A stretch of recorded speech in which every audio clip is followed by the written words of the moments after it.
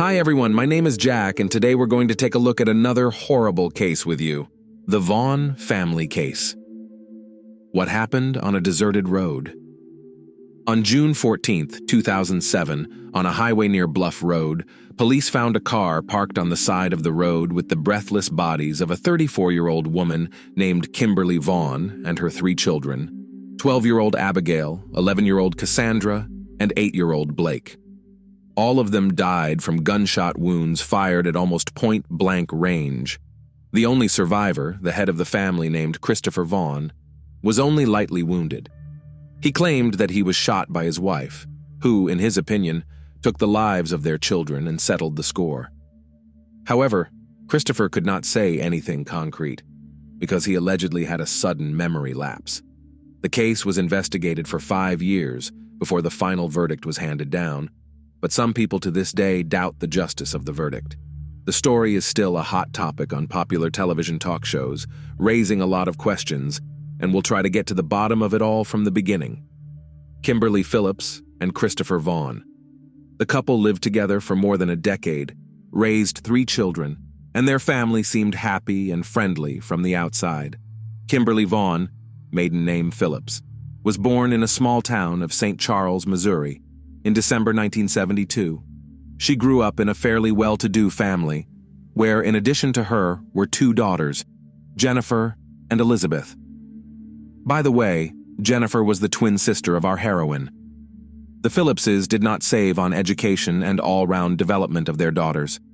Kimberly, along with her sisters, attended a prestigious school and actively engaged in sports.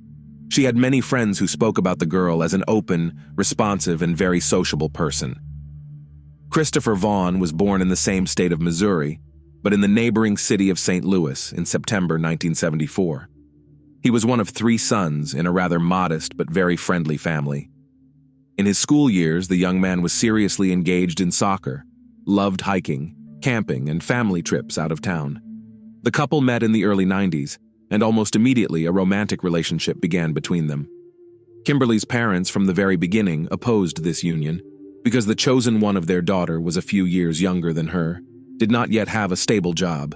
In addition, as already mentioned, grew up in a modest, if not to say, poor family. But the young people were so in love with each other that they did not want to listen to anyone. Soon, Kimberly became pregnant, and in the summer of 1994, the couple married. At the time of the wedding, the groom was not yet 20 years old, and the bride was only a couple of years older than him. However, they both seemed quite ready for family life. Their daughter Abigail was born 4 months after the wedding, in October of the same year. Just a year later, the couple had a second daughter, whom they named Cassandra, and another 3 years later, their youngest son, Blake, was born. The first years of family life of the spouses were harmonious and happy. Young people were in love, made great plans for the future, raised their children, and arranged their household. All their children were talented, drew well, actively engaged in various sports, were fond of music, and played in the school drama theater. Kimberly was a homemaker and was busy raising her heirs. She was the head of the PTA in her school class, and the young woman was also the leader of the scout troop, which included all of her children. The head of the family, meanwhile, founded and grew his own small cybersecurity company.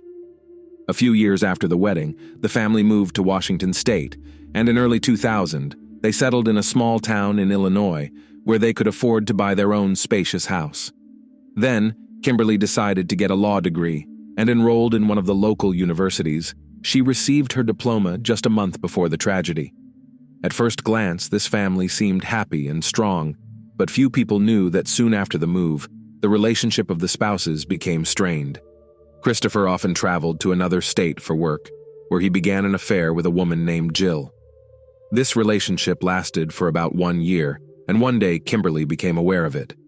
A serious scandal broke out in the family. The husband and wife distanced themselves from each other, and it was going to divorce. But having weighed all the pros and cons, the couple decided to keep the marriage for the sake of their children. Husband and wife tried their best to pretend that everything was fine, but the tension between them gradually increased. Kim no longer trusted her chosen one, jealous of him, and constantly suspected of cheating, as it would later turn out, not unreasonably.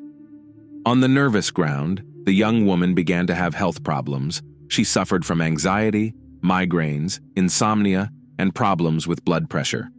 Kimberly was forced to seek medical attention and was prescribed several types of medications to alleviate her condition. She took them continuously for about a year and also went to sessions with a psychologist, to whom she told about the problems in her family.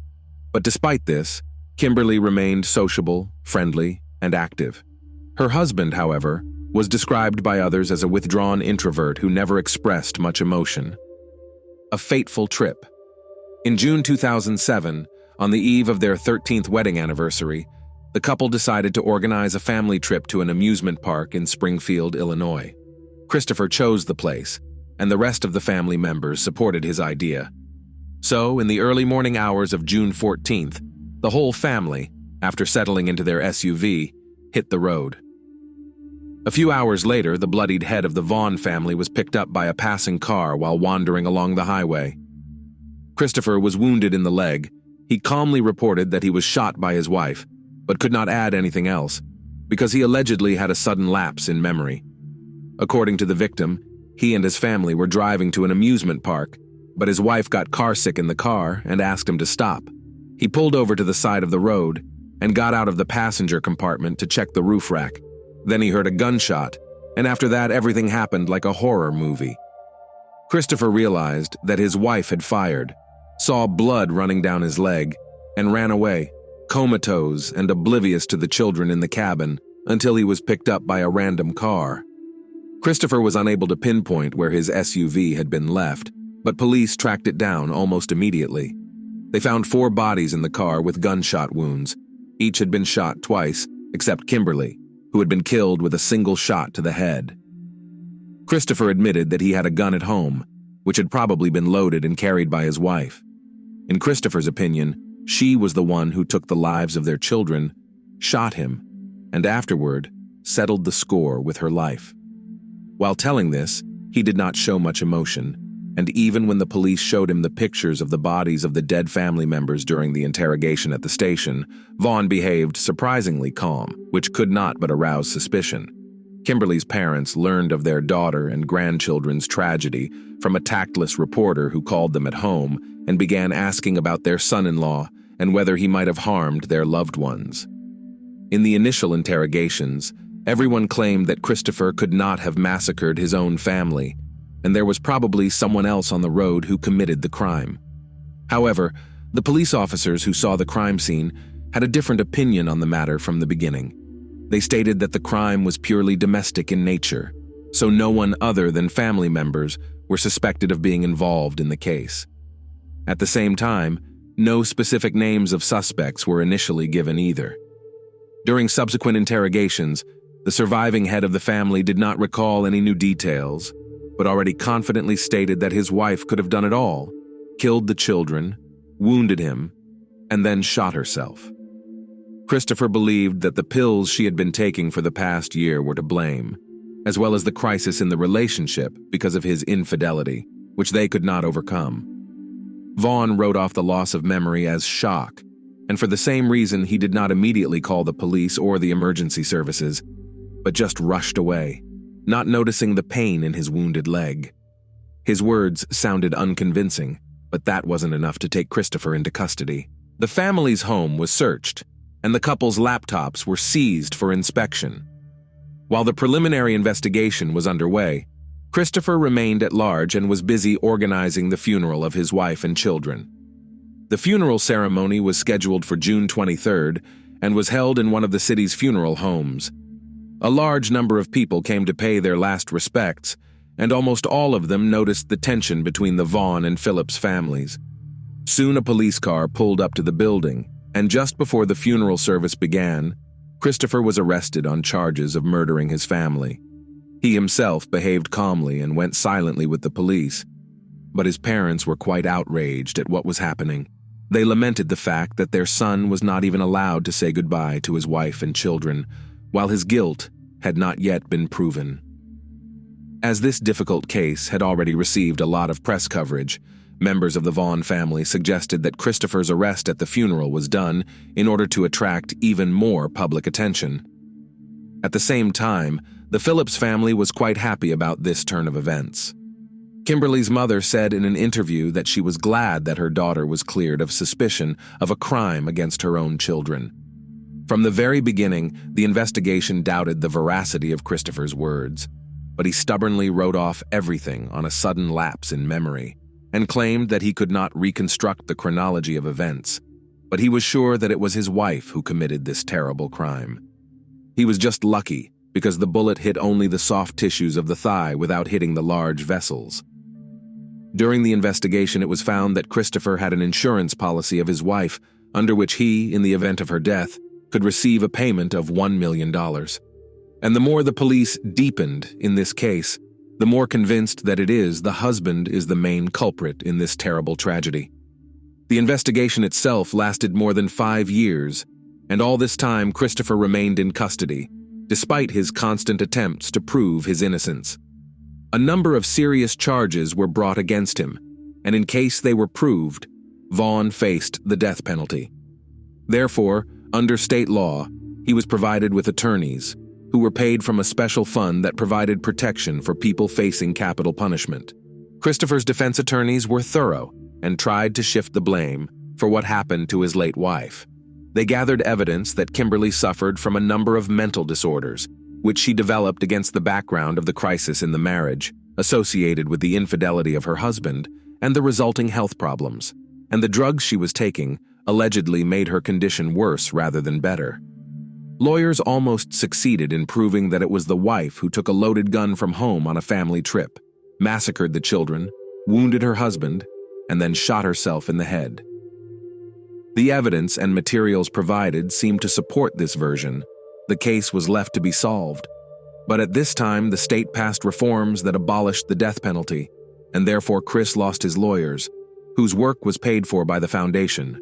They asked for $250,000 to complete the case, but Vaughn did not have that kind of money.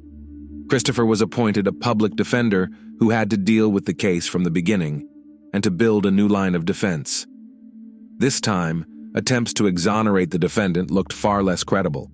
The defendant's personal laptop, which was seized during a search of his home, revealed a rather curious and lengthy correspondence with a Canadian resident named Steve Weilet. The two had met on a social networking site about 10 months before the tragedy and began corresponding almost daily. Christopher complained to his new friend that he was deeply unhappy in his marriage, and family life had long bored him.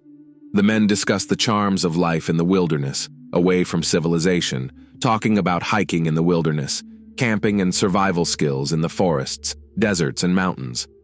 At one point, Vaughn began to persuade his new acquaintance to help him fake his own death so that he could escape from his family. However, Steve did not like this idea, and he refused to participate in it. Then Chris said that he would still leave his family, work, city life, and run away to the Canadian province, where no one can find him.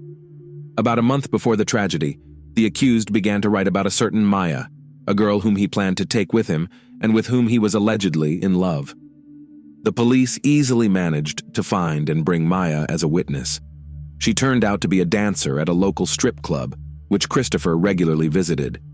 They dated for several months, and all this time, Christopher complained about his unhappy family life. At one point, he offered her to run away together, but this plan seemed to Maya a foolish venture, and she refused.